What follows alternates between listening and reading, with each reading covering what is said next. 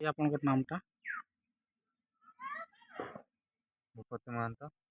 ଆଚ୍ଛା, ଆମର ଯେ ଆଜି ଡ୍ରାଇଭର ସଂଘ ଭାଇମାନେ ଷ୍ଟ୍ରାଇକ୍ କରିଛନ୍ତି, ତ ଆଜିଠୁ ଆମର କୌଣସି ଫୋର୍ ହ୍ୱିଲର୍, କୌଣସି ବାଲି ଗାଡ଼ି, କୌଣସି ଇଟା ଗାଡ଼ି, ମାନେ ଯେକୌଣସି ଗାଡ଼ି ଲୋଡ଼ିଂ ଗାଡ଼ି ଷ୍ଟ୍ରାଇକ୍ ଅଛି, ବନ୍ଦ ଅଛି।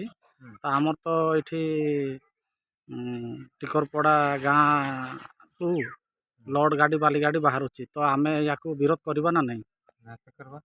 ନିହାତି କରିବା। ତ ସେଇଟା ଆପଣମାନେ କ'ଣ କହୁଛନ୍ତି ଯେ ଷ୍ଟ୍ରାଇକ୍ଟାକୁ ଆମେ ମାନିବା ଦରକାର ନା ନାହିଁ?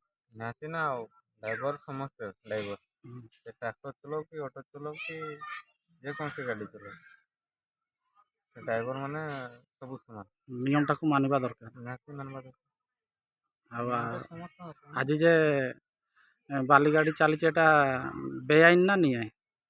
ବେଆଇନ।